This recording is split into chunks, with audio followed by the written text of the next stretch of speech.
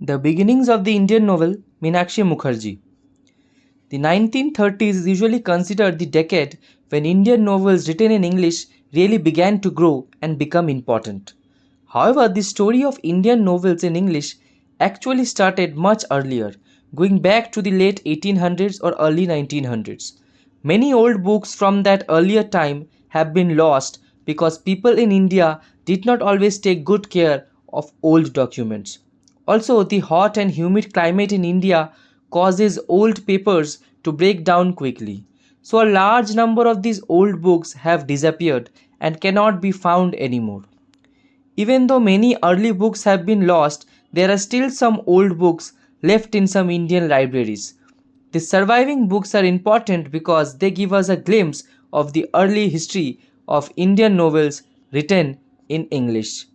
First, these books were published in many different places across India and even abroad. They didn't only come from big, well known cities where many books were printed, like London, Calcutta, Bombay, and Madras, but also from smaller towns such as Allahabad, Bangalore, Bezwara, Bhagalpur, Calicut, Dinapur, Midnapur, Surat, and Vellore. Many of these smaller places had small printing presses with limited ways to spread or sell their books. Because the books came from such a wide variety of places, it is hard to say there was a steady or continuous tradition of writing Indian novels in English at that time. Second, the title of these books often showed that the authors wanted to draw readers in by promising to reveal secrets or special insights about India. Words like a peep into, glimpses, revelations, and so on suggested that the books would uncover some mystery about India or the East or the Orient, which were terms used to describe Asia from a European point of view. This style of titling seemed connected to the language the authors used. Writers in Indian regional languages felt confident that people in their own region could read and understand their works because there was a clear local audience. But authors writing in English were uncertain about who would read their books. From hints inside the books, we can guess that many of these English language writers aimed at British readers, either people living in England or the British officials working in India during colonial rule. The passage talks about how some early Indian writers who wrote in English sometimes showed incorrect or strange ideas about Indian life. For example, Bankim Chandra Chattopadhyay in his English novel Rajmohan's Wife calls leafy garden vegetables salad. But back then, Bengali people did not eat raw greens like salad. Another writer, Lal Bihari De, wrongly says there were no taverns in Bengal villages for peasants to spend their evenings, and that young men and women in India did not understand dating or courtship. He says marriage was arranged only by parents without love, unlike butterflies that have long courtship rituals. These mistakes happened because the novel was a new kind of story in India at that time. People argue about which was the first Indian novel, but most agree it came in the late 1800s. After English became the main language in schools, for many Indian men, they read British stories and tried to write novels too. Before novels became popular, there were other kinds of Indian stories in many languages. Even early English writings helped make it easier for novels to develop. Though those early stories were different in style and ideas from later novels, so early Indian novels in English sometimes had misunderstandings because writers were still learning how to mix Indian culture with the British storytelling. The oldest known story like writings in English might be two imaginary history pieces written by Kailash Chandra Dutt and Shoshi Chandra Dutt in 1835 and 1845. The first one, called A Journal of 48 Hours of the year 1945, was published in the Calcutta Literary Gazette. The second, titled The Republic of Orissa, a page from the annals of the 20th century, appeared in the Saturday Evening Hurkaru. Both stories imagine the future showing battles for freedom against the British, but they have different endings. In a journal of 48 years, Kailash Chandra Dutt chooses a year more than 100 years ahead as the time when Indians would have a major conflict with the British. Interestingly, he was only 2 years off from when it actually happened. In his story, by that future time, Indians had reached the limit of their patience. The story starts like this. The people of India, especially those in the cities, had suffered all kind of harsh treatment for the past 50 years. The British punished them cruelly, without caring about their age, gender, or situation. These events, along with the memory of their ancestors' suffering, woke up the previously quiet and peaceful spirit of the Indian people. The story gives a detailed account of battles between the British, led by Governor Lord Fellbutcher and Colonial Joel Bloodthirsty, and a large group of Indian patriots. The Indians are led by Bhuban Mohan, a young and inspiring graduate who has all the education and speaking skills taught by the Anglo-Indian College. In the first battle, the Indian patriots won. However, the author seems to hold back from making this victory too perfect, possibly because of the reality of being under colonial rule. Later, when the Indians try to capture Fort William in Calcutta, they suffer a heavy defeat. In the final moment, as Bhubun Mohan encourages his followers to keep fighting, he is suddenly killed by a single blow that cuts off his head.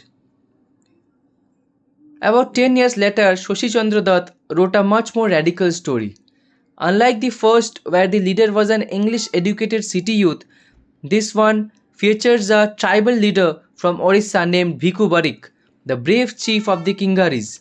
The fight begins because the British passed a Slavery Act in 1916. Rebels from Bengal, Bihar, and Orissa join forces and defeat an army of 10,000 Irish soldiers led by Sir J. Proudfoot. They capture a fictional fort called Radhanagar. Their victory forces the British to promise some rights, but after the danger passes, the British trick them and delay keeping their promises. Alongside the battles, there is a love story that inspires the Kingaris again 5 years later, leading to another fight against the British in 1921. On January 13 of the next year, Orissa declares its independence. Although the government of Pilibhit, a made-up capital of British India, refuses to accept it, their armies leave the area after failing to stop the independence. The story ends by reflecting on the British Empire, expressing sorrow for its lost power and its sudden fall from greatness, like a proud bird stripped of its wings and feathers falling from the sky. These early tracts by Kailash Chandra Dutt and Shashi Chandra Dutt belong to a time before novels were structured by a standard literary rules in India. They do not follow typical English literary traditions or show dependence on classical English texts, nor do they reflect the servility that later Indian writers sometimes showed due to English influence. Shashi Chandra Dutt's political radicalism in these early works is not seen in his later novels. Shashi Chandra Dutt was from a prominent literary family in Calcutta that included Toru Dutt and some minor poets. He was a prolific writer with deep knowledge of philosophy and history, published in 6 volumes. In his short novel Shankur, 1885, set during the 1857 rebellion, he carefully balances sympathy between the British and the Indians. For example, the bad behavior of British officers who rape a woman is counterbalanced by criticism of Indian leader Nana Sahib's betrayal and immorality. The loyalty of ordinary Indian soldiers to British masters is emphasized, and uprisings are portrayed as temporary reactions to offer misconduct. The main character's personal revenge is Shunkur is separate from political aims. In his major novel The Young Zamindar, 1883, resistance movements across India are seen through the hero Manohar and his mentor. They conclude that the lack of discipline and leadership causes resistance efforts to fail. The novel ends with Manohar reluctantly accepting British rule as preferable to former Muslim rule despite its problems. Therefore, while Shashi Dutt early tracts expresses clear political radicalism and nationalist spirit, his later novels present a more complex and restrained view of colonial rule, showing anxieties about loyalty and the challenges of rebellion. By the early 1900s, many English language novels began to indirectly or openly show respect for British rule in India. One example is K.K. Sinha's historical novel Sanjogita or The Princess of Aryavarta, 1930, which tells the story of the defeat of Prithviraj Chauhan by Muhammad Ghori. The novel says that the defeat happened because of disagreements and poor leadership among the Rajput rulers. This situation can be seen as a comparison to how the British took control of India. But instead of focusing on the present, Sinha's book looks back with pride at India's Hindu past, remembering its greatness. Then, near the end of the book, the tone suddenly changes. The story says that India now looks to its noble foreign masters, the British, for kindness and help, and even thanks them for saving India from chaos. It claims that British rule is important for keeping India stable, and if the British left, everything would fall apart. In short, the novel glorifies India's past but also surprisingly praises British rule as necessary for the country's order and peace. At the start of the 20th century, many Indian writers in regional languages strongly supported nationalism, the idea of pride and independence for India. But writers who wrote in English often still showed a respectful or even overly eager attitude toward the British rulers from time to time.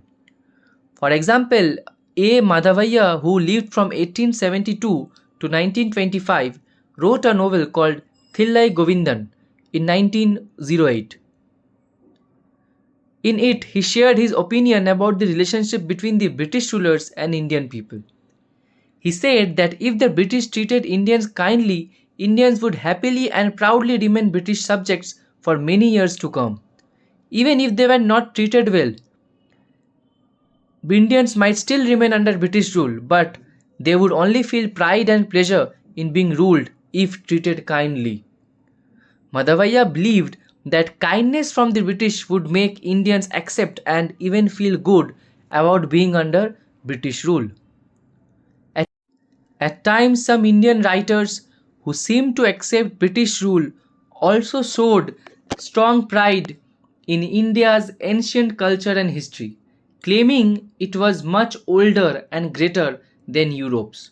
For example, Sharat Kumar Ghosh, in his book Prince of Destiny, The New Krishna 1909, talks about the royal family of Bharatpur as a symbol of India's long history. He says that long before famous ancient cities like Rome or Carthage existed, the rulers of Bharat were already powerful. Similarly, K.K. Sinha, in the introduction to his novel Sanjogita, proudly states that important ideas like the transmigration of souls, the belief that souls come back after death, were known in India long before Greek thinkers like Pythagoras were born. However, these writers were also worried about the decline of India's former greatness over time. Sinha expresses sadness that India's culture was once much more advanced and spiritually developed than it was by medieval time or even the present. He says India's glory gradually diminished after the times of great historical figures and warriors such as Rama, Yudhishthira, Prithviraj, and Samar Singh. So while some writers accepted British rule, they still claimed deep pride in India's ancient and superior civilization, even as they mourned its decline. In Prince of Destiny, there is a conversation between a father and his son just before the son, Prince Bharat, leaves for England to continue his education. The father and son both feel a sad acceptance that the younger, more energetic culture, English, will probably win or have a strong influence. The son says he will try to avoid the bad parts and only accept the good things from England. The father replies that he is actually more afraid of the good from England because the bad things could never harm his son, but the good things might change him deeply. The dialogue shows a mixture of hope and fear about English influence, hope to adopt positive qualities, but fear of losing their own identity. In Madhavaiah's novel, the main character starts as an ordinary Brahmin boy who follows his daily rituals without much thought. He believes in things like child marriage, the control of women, family gods, and ghosts. Later, he becomes a follower of his uncle who is more westernized and careless with money. This uncle admires the works of American and English atheists. The story shows a kind of irony between old traditional beliefs and new modern ideas. Many early English novels written by Hindu male upper caste writers show mixed feelings about Western civilization. On one side, they see it as a freeing, but on the other hand, as a danger to Hindu identity. However, these writers clearly have a negative attitude toward Muslims, whom they call Mohammedans, and blame for the decline of their religion, as the British had taken power from Muslims. In this novel, there is often a spiritual figure like a guru or a holy man. This character helps show the ancient wisdom of Hindu culture but also suggests that this wisdom is not very useful in the modern colonial period, where action and power matter most. During the colonial period, knowing English and Western culture was an important sign of power. All the early writers who chose to write in English shared this because they used that language. Novelists writing in Indian languages also read many of the same English books, both famous and popular, since they all went through the same education system. However, writers who wrote in English showed off their knowledge of classic Western literature more openly than those writing in Indian languages. They did this to prove their status, especially to British readers, but they did not mention the popular or less respected writers of the time, like G.W.M. Reynolds, Wilkie Collins, or Mary Corelli. Even though many people read those authors, Disraeli's influence on Indian language novels is well known. However, Indian writers who wrote in English tried to connect their work with famous Western writers in clever ways. It was common for them to include quotes or references from famous authors like Byron, Scott, Cooper, Shakespeare, and Coleridge throughout their stories, even if the situation didn't always need them. For example, A. Madhavaiah in his book Thillai Govindan uses a quote from Carlyle's Sutter Researchers to explain a simple idea. Carlyle said that religion is what holds society together. Similarly, K.K. Sinha in The Star of Sikri 1893 feels the need to use quotes from Walter Scott and Shakespeare to support the practice of parda, keeping women hidden from men outside their family. He says, women are known to be easily tricked and tempted. They have weak willpower. Scott describes women as changeable like the leaves shaking in the wind. And Shakespeare says, frailty, thy name is woman. Because of this, it's better to keep women away from situations that might tempt them. Indian English writers often used Western literary quotes to back up their ideas of traditions even when it wasn't really necessary. In The Star of Sikri, Sinha shows how powerful the English language is by making the heroine Rajni love it deeply. Rajni is a good Hindu woman who has read the Ramayana by Tulsidas carefully. At the same time, she says, also started learning English. She is so excited about learning English that she even suggests the wife of the man she loves should learn it too, saying, why don't you read English? I have recently started and reached the second book of Pierre Charan Sarkar. In 19th century India, knowing English was mostly a skill for upper caste urban men, but in the author's idea of the perfect woman, being able to read English had become a valued quality. In fact, being good at English was so important that sometimes it was the main reason a novel was sold. For example, the publishers of The Prince of Destiny said that readers in Britain thought the author Sharat Kumar Ghosh was really just an Englishman pretending to be an Indian. So to prove that he was truly Indian, the British edition included a picture of him wearing traditional Indian clothes. What's even more interesting are the subtle ways English literature influenced the new type of novels in India. You can often find hints or echoes of famous English novels inside Indian stories. For instance, the well-known Bill of Fare metaphor from Fielding's Tom Jones is copied almost exactly on the first page of Govinda Samanta. I therefore purpose to tell you honestly and clearly what you can expect in this hall of refreshment, so that after seeing the menu you can choose to enjoy the meal or not as you like. Another English influence is the way Victorian novels end, where all the characters get what they deserve and every loose thread is neatly tied up. Many Indian novels follow this same pattern. For example, the last chapter of Rajmohan's Wife starts by addressing the reader indirectly. And now, good reader, I have finished my story. But if you feel upset because your curiosity isn't fully satisfied, I will tell you what happened to the other people mentioned in this tale. Bankim Chandra Chattopadhyay 1838 to 1894 wrote his first novel in English, which holds a special place in his career because it was his only English fiction. Later he wrote 14 strong novels in Bengali that became much more famous. This first novel was like a practice work, showing many different influences that create interesting tensions in the story. It was published in parts in 1864 in a short-lived magazine called The Indian Field, edited by his friend Kishori Chand Mitro. However, it was never printed as a complete book until 1935, almost 40 years after Bankim's death. This novel is possibly the first English novel written in India. At the time, romantic stories were popular, and there was no example yet of novels showing everyday life realistically. The story is about Matangini, a beautiful and passionate woman married to the villain Rajmohan. The novel is very rich in detail, especially in describing the inside of homes and daily life for women in a village in East Bengal. The realistic parts are mixed with other storytelling styles. It uses poetic and flowery descriptions of female beauty, like in traditional Sanskrit poetry, and also follows the style of Vaishnava love poetry in scenes like Matangini's secret night journey through a dark storm. The novel also borrows from English Gothic novels with scenes that create fear. Beautiful women locked in dark dungeons, lit by weak lamps or attacked by a scary men as huge doors slam behind them.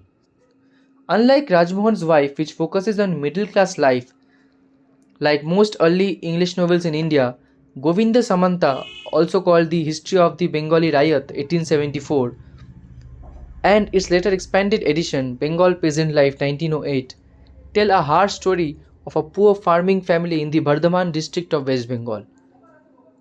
By the end of the story, this family has become landless and very poor. The first few pages of the novel borrow ideas from English writer Fielding and speak very politely to the reader to explain cultural details which contrast sharply with the main story that is full of strong raw energy. Lal Bihari De 1824 to 1894 wrote the novel to enter a contest about village life, but his story became much more than just an ethnographic record. The novel follows the Samanta family from 1820, when the last ritual of sati or widow burning happened in that area, to 1870, the area of a terrible famine. It vividly shows in rural Bengal during the 19th century. At first, this story describes a peaceful village life, planting and harvesting crops, festivals, illness and healing, games and storytelling, the everyday activities of the villagers. But as the story goes on, things get darker. An epidemic strikes, then a famine, which brings debt and leads to the loss of the family's land. Govinda Samanta moves to the city, working as an unknown daily laborer, and finally dies a miserable death. This kind of honest, harsh story was new to Indian fiction at the time. A similar novel about village hardship, Cha Mana Atha Guntha by Mohan Senapati in Odia, came out many decades later in 1902. In fact, Govinda Samanta can be seen as an early example or predecessor to Premchand's famous Hindi novel Godan 1936, even though Premchand may not have known about it. The only woman in the 19th century who wrote more than one novel in English in India was Krupabai Satyanandan 1862 to 1894. She is not as famous as she should be because her two novels, Kamala, A Story of Hindi Life 1894 and Shaguna, a story of native Christian life 1895, were almost impossible to find until they were reprinted in 1998. The dull sounding titles might have been also discouraged people, including researchers, from reading them. But these books are not only very readable and interesting, they also show the author's concern with issues like gender, caste, ethnicity, and cultural identity. Topics that feel very important today but weren't widely discussed back then. Though the two novels have different social settings, they share a common theme: the struggles of women who refuse to live the usual life expected of them as homemakers. Both Kamala and Shaguna love books and face problems because people think this is unusual for women. Shaguna is mostly based on the author's own life. The main character is the daughter of a Christian convert. Despite many difficulties, she manages to get formal education, gets admitted to a medical college, and eventually meets a man who can be her equal partner in life. Kamala's story is different. She is the daughter of a wise sannyasi and grows up in a quiet hilly place, unaware of the strict caste rules and family dramas of the community where she marries. Similar to the hero in Bankim Chandra's novel Kapal Kundala, Kamala does not understand the rules of a new world and feels out of place. Her happiest moments are when her father-in-law lets her handle his books or when her husband briefly teaches her to read and write. But these happy times don't last because family conflicts pull her and her husband apart. By the end, Kamala's husband dies of cholera. A long-time admirer of hers, who is a follower of her father's teachings, is willing to stop his religious life to marry her. But the author, who was Christian, does not give this Brahmin woman such an easy happy ending. Instead, Kamala chooses to live alone and work for poor people in her village. Both novels are set in the same area, the Deccan Plateau near Nasik, with the impressive rocky hills playing an important role in the stories. The hilly contrast with the crowded, difficult lives of people living in the plains below. For possibly the first time in Indian fiction, people from untouchable and tribal communities are given individual names and personalities as real characters. Also, the idea of India as a nation is expressed based on culture, not religion. Early in Shaguna, the heroine's respected older brother Bhaskar teaches her about Christianity and urges her to help him serve the country. He speaks passionately about doing great things for India and asks Saguna if she will join him. Even though Shaguna has grown up reading English Victorian poetry, she still has a strong sense of her cultural identity. She boldly represents a young Indian person influenced by the West, who actually calls England her home. Shaguna finds it funny when a girl at a missionary school starts calling her parents Pa and Ma and talks about fashion trends like long skirts and short skirts. Shaguna comments, like many girls who read novels, she lived in a world she created and she enjoyed it. She knew that the native Christian community was very small and there wasn't really any society to talk about or fashion trends like long skirts or short skirts. Her mother wore a sari. Nothing is more surprising now than how Indians unconsciously copy English customs and manners.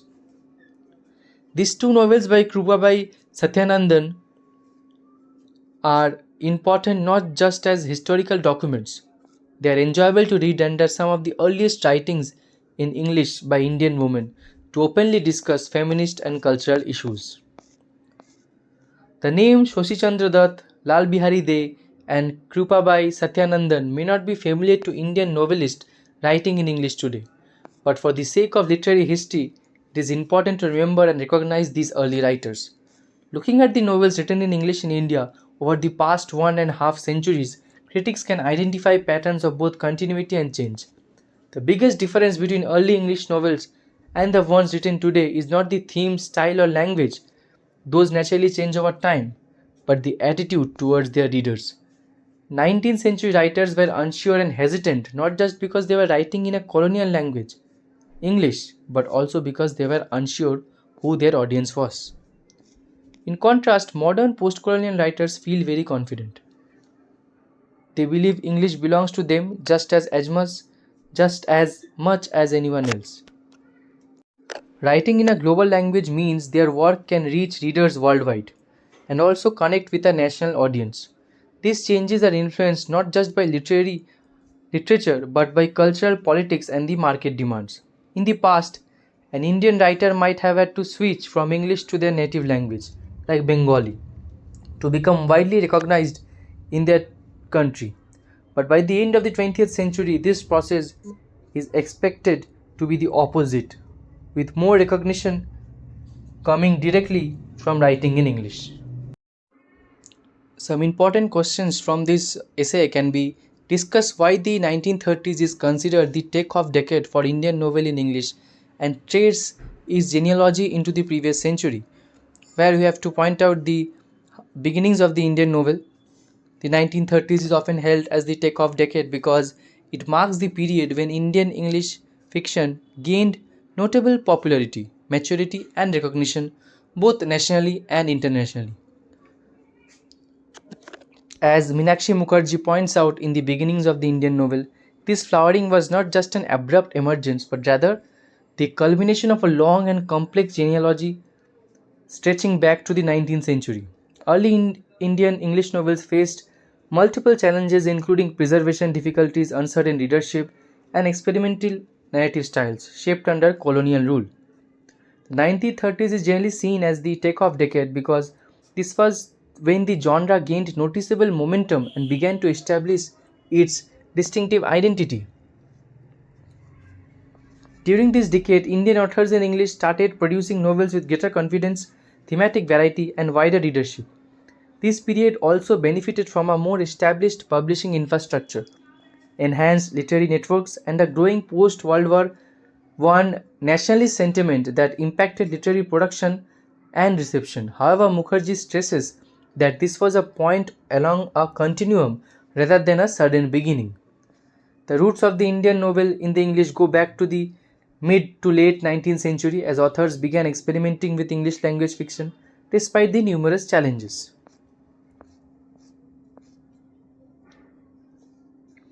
The diversity of publishing centers, which books coming not only from metropolitan hubs but also from the smaller towns, the geographical fragmentation, and the formation of a cohesive literary tradition, but also the wide interest across the different regions. You can go through the notes, and then we have the challenges of early Indian English novelists regarding the audience and readership and how it shaped their writing styles and themes. It is also a very important question. Firstly, you should read the essay in original. That will just clear your all doubts. It is very important essay for English literature students as well.